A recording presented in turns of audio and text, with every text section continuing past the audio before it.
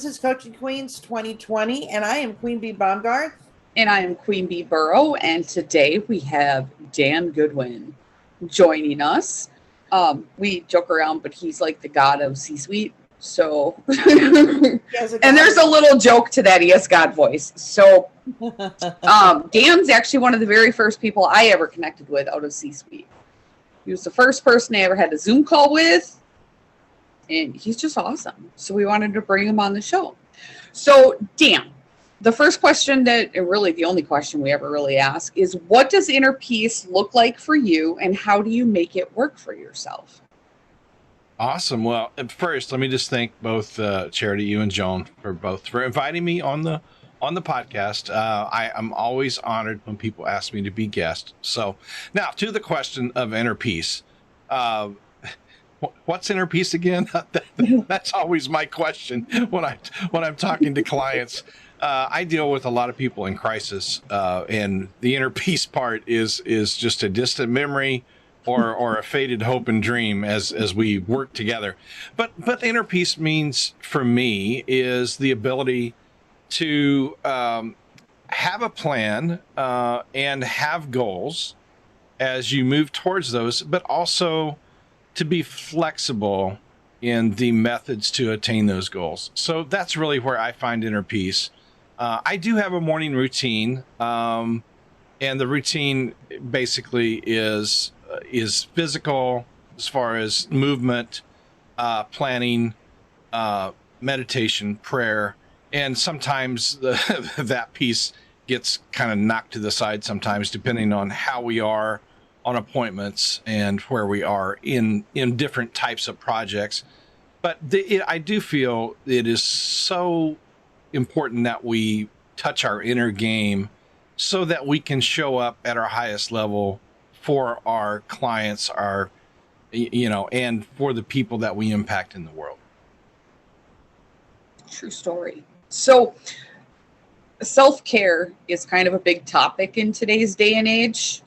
And I find, like, with the kids, they look at inner peace and self-care being more of, hey, I'm going to go shopping. And then that causes them chaos. And I'm like, if it causes you chaos, it's not going to bring you inner peace. So one thing that, like, my husband likes to do, he likes to go climb a tree and sit in a tree and look at everything out. And it calms him down. Me? That sounded kind of funny. He climbs a tree. He deer hunts. He just climbs and sits. Yeah, he's got 17 deer stands, like the tree stands, all over the place, and he'll just go climb the tree and sit in it. Okay. Now, if it's deer season, he takes a bow or a gun with him. I mean, and then we get meat. So, but normally, and Sophie does the same thing. My daughter, she'll be gone, and we just look for the dog leashed to the bottom of the tree, and then you look up and then you see her, and she's like 25 feet up in the air. She loves it. But she said if I jump, I hurt myself. So for me, hand washing dishes, touching water calms me down, which is like the weirdest thing. So everybody in the house knows that if mom is washing all the dishes, stay out of the kitchen. She probably has a knife in the sink. You're not going to want to go in there. But it calms me down. So what are little things during your busy day? Like, say all of a sudden you're in the middle of something chaotic. How do you get yourself back to that point? So one of the tools that I use is music. And you all have been on Zooms with me. You know that if I'm running the Zoom, the music's going to be playing at the front end. Mm-hmm. And then we'll cut it off. But to me, music sets the mood. So, and it's different kinds of music for different, for the creative piece in the morning.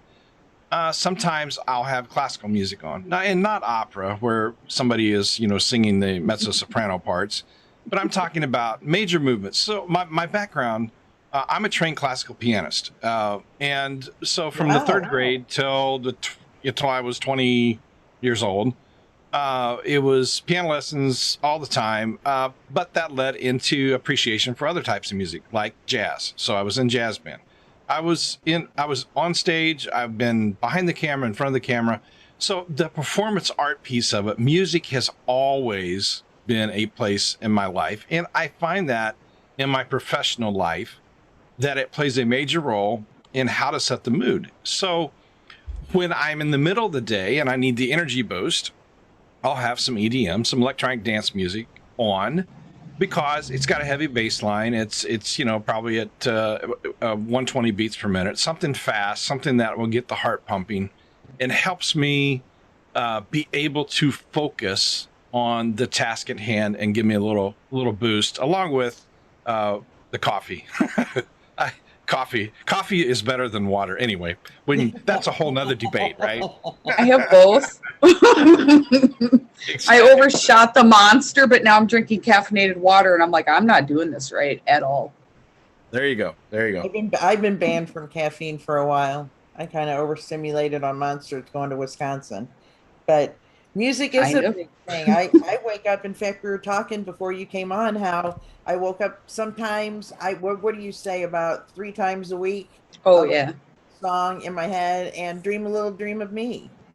I mean, where that came from, I have no idea. And it's just music, how it sets the mood. That I don't know the 126 beats per minute. I don't know if it feels good or makes me hyper, then I'll do it. But yeah, and and one other thing I do, music ends my day too. I will turn on, so YouTube has some great black screen music, and it's at different frequencies.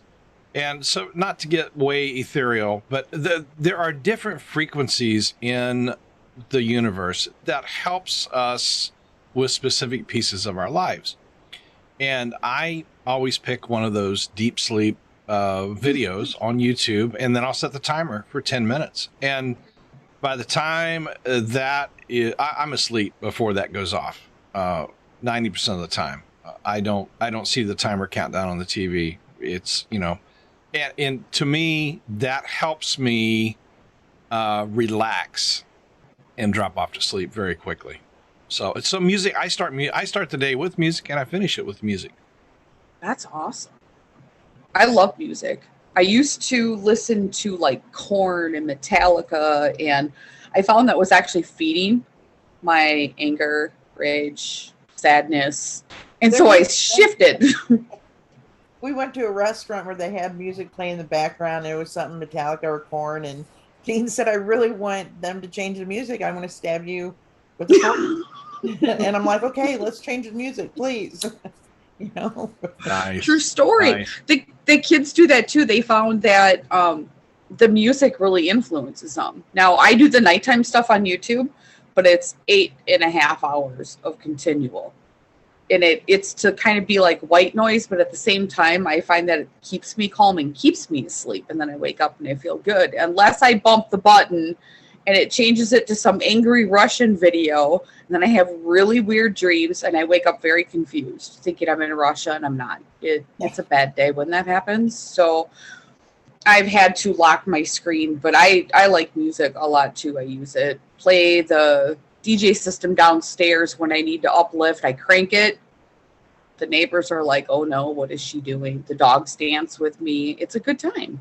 I think music is very powerful. Joan likes it. Yeah, I dance. Sometimes I try to keep myself up more than dance. So that is movement, you know, try to hold on to walls and stuff like that. But I'll send Charity some music and yes. And stuff. So there's a question that you like to ask people to interrupt them. How exactly is that worded? Because I've tried to quote it and I mess it up every single time. Well, so my corporate background is investigations, and sometimes those corporate skills, you know, I left 14 years ago and moved into entrepreneurship and consulting, but sometimes people need to be, they call them pattern interrupt questions. So they need to be kind of brought up short to break the learned habit and the learned synapse, the thought process and the thought pathway for an automatic or autonomic response. So the question you're seeking, Charity, is how would you know if that wasn't true? That's it. How would you know if that wasn't true? So when people make a statement that is a deeply held emotional belief, then sometimes to gently challenge them, and obviously you have to be in rapport with people to ask this question. You can't just go up the street. Can't go up in the street and say, "Well, how would you know if that wasn't true?" You know, because it's in the delivery too. It's right. It's like, "Well, you're a stupid idiot. How would you know if that wasn't true?" It is a gentle, challenging question to how would you know if that wasn't true. So last year, so 2020, the world is chaotic, political season. So politics, sex, and religion makes it too easy. Because those are things that people have deeply held emotional beliefs about. They're deeply held. And when you ask them, when somebody challenges you, so I've raised two kids, and they're both of the opposite political stripe that I am. So they would bring me a subject about one of the candidates, and I would say, well, how would you know if that wasn't true? And they finally just quit bringing me these articles because they got tired of dad challenging them. And then because it was my daughter, I would take the 5 minutes to go find the original source article, which was totally different than what she was trying to sell to me. But here's the other thing that I find, the subject of inner peace is one that people ask questions for a couple of reasons. So they ask it to basically affirm their own belief system. So if they know they're with somebody that probably looks at the world 90% the way they do, they ask it out of curiosity, that they're sincerely seeking additional data points or information. But there's also a couple of reasons people don't ask questions, and the main reason is they don't want new data points, because then they have to be responsible to assimilate the new data points and then measure that up against their current belief system, because they don't want to employ critical thinking skills where they may have to change something. It creates, in the investigation business, we call it creating cognitive dissonance. Creating internal stress is maybe a plainer way of saying it. So when I went to school for interrogation and interview training, I learned by the power of words how to increase or decrease cognitive dissonance within somebody to create that internal stress. And what I found at that school was it was a little bit of sales, it was a little bit of negotiation, and it was a lot of NLP, neuro-linguistic programming. And the whole thing there was our ability and our skills to ask those probing or pattern interrupt questions. That's exactly that's where the value lies. So I've taken those corporate skills and I've been able to help my coaching and my consulting clients by being the person that basically meets them head on and say, tell me why you think that. How would you know if that wasn't true? What experience or deeply held belief is wrapped around that story? Because we all tell ourselves stories, and then that justifies what we give back to the world. Anyway, that was kind of a long-winded answer, but that it makes perfect sense. So I think Joan calls it brick slapping with words when I do it. Yeah. Brick slapping is good. We have style. We have our styles. And Charity, I know you better than I know Joan, but yes, you're a very type A, very direct, and especially with people that you have a high level of trust. I always call those people our fire pit crew, right? It's the people that you invite over, everybody leaves their phones on the dining room table, and then you all go out with the beverage of your choice around the fire pit and you solve all the world's issues. These are people that you trust implicitly, that if they did reveal any of your secrets, you would kill them. They would be dead. Right? True story. I saw. It's funny. I was zipping through YouTube the other night, and I saw an interview from the '80s, Dolly Parton, Johnny Carson, and he was asking her who her friends were, and she She said, I have 4 friends in my inner circle, my words. She called it something else. But she said, I have my one best friend that I've known since I was 8 years old. And he said, oh, I bet she's got some stories about you. And she said, yeah, she does. And if she ever tells him, she's dead. So that's the kind of, so we all have these relationships. We have these different levels of relationships. So we met through the C-Suite network, and we all have a layer of relationships there. Those relationships have led to some other opportunities to network and some deeper relationships. And I think it's all a way of finding the people you resonate with, you vibe with your tribe, and then figuring out that if you're not vibing and you have that disturbance with your inner peace, there's probably your intuition is telling you something. Yes, that's been a big, I'm sorry. That's been a big lesson for me, is learning to listen to my intuition with people. Instead of dragging them like I'm a tugboat and thinking I can fix everybody, going, you know what, that's true colors they're showing me right there. It doesn't mesh with me, so I need to just cut ties and move forward. That's how Joan and I ended up hooking up. There's a really roundabout way through Zoom, and now she came and visited in Wisconsin, and we almost killed her with our alcohol, and her husband's eyeballs kept popping out of his head. Apparently we like to drink. Who knew? Well, I didn't have that part till inner peace didn't come till I was 40. I didn't listen to my intuition, and being diagnosed with MS and then having the heart attack, and I only surround myself with people that are not in kind like me, but I feel good about myself when I'm around them. And you have interrogation, you've gone to school. I've gone the other route, to where I worked at Macy's and Walmart, did loss prevention, where I did a lot of employee interrogation, employee theft and stuff like that. And we'll have to talk sometime. I got stories. You gotta ask her about the eyeball story. There we go. Sounds interesting. It's a good one. I just, you do have to. I don't know if it comes with age. I have my faith. I've always had my faith, but I haven't really become my walk didn't till I was 40. I had a turning point. I've been married 5 times. Well, my 5th husband, been married 16 years. Yeah. I had my hand up one time. I said, I've been married 5 years, and all of a sudden I was holding up 10 fingers. And I'm like, high school did me well. So anyway, I understand what you're saying. Music is a big part of it. And here's a question for everyone. Is it really a midlife crisis if we're waking up and actually understanding what our own inner peace is?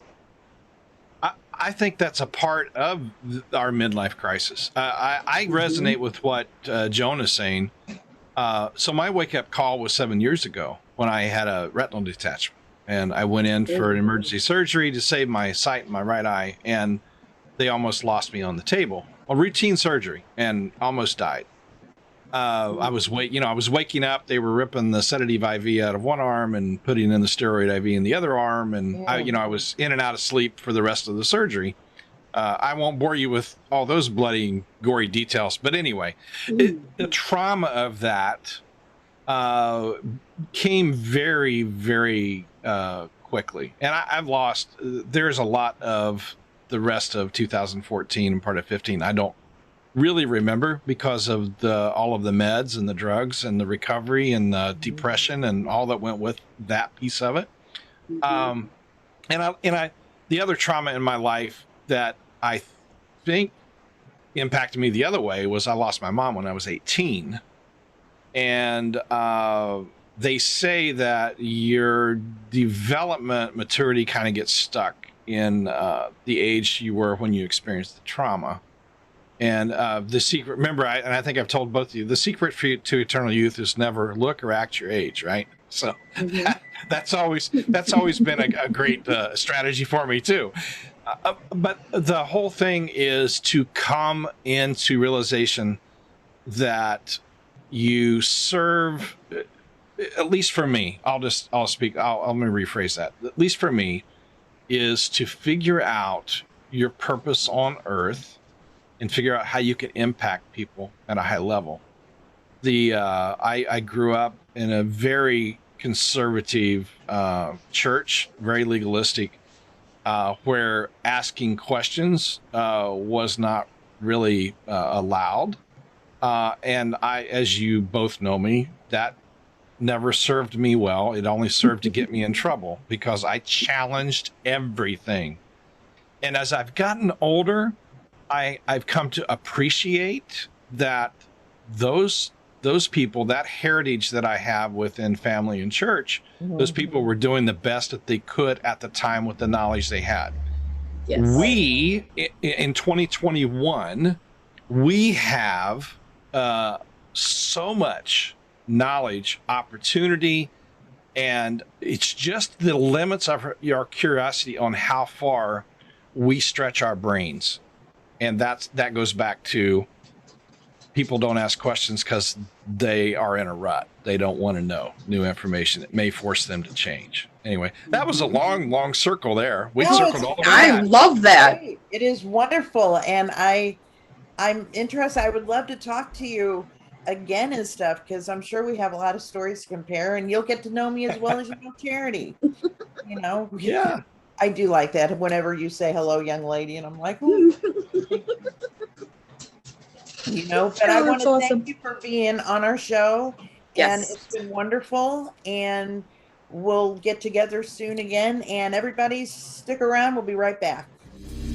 Finally, a better way to hold your phone. Introducing Steady Straps. Made here in the USA, Steady Straps are high-quality, flexible straps that adjust to hold virtually any phone comfortably and securely. Steady Straps are washable and come in a wide range of colors and styles. See them all at SteadyStraps.com. Because they're so visible, they're the perfect promotional item to advertise your company message or logo. Learn more at SteadyStraps.com. That's SteadyStraps.com. Welcome back, everybody. That was awesome. Yes, I just love listening to him. Heck yeah. It's amazing. Like his whole outlook on everything and how he applies it, how he uses it. Man, we have the best people. We do. We really do. It's so much fun to get to know people on a human level instead of just business. It's just cool. Business, and that's the whole point of this show. And we Exactly. got some other people coming up. Who did I say was coming up? We got John Largent. He's special. He's special coming up. And then we got Larry Walters. Okay, drop my calendar. So John Largent's after that, and John Largent, Larry Walters, and Sheila Anderson. Yes, coming up. So hold on, folks. We got some good stuff coming up. We do. This is awesome. It's so much fun, and the best part, my hairballs. Sorry, me. You never know where the conversation's gonna go. Watch the show. Oh, smooth. Yeah. Smooth. Well done. Yeah, there is some retail stories I can tell with loss prevention. We're going to have to start telling those on Sundays. Yes. Because along with the technology never doing what I actually want it to do, we'll throw in your stories and one of us will fall out of the chair. It'll be a good time. All right, guys. Thank you for spending some time with us. We appreciate it. And I just want to say, may the Lord bless you and keep you. The Lord make his face shine upon you and be gracious unto you. The Lord turn his face towards you and give you peace. Thank you, everybody. Bye. Bye, guys.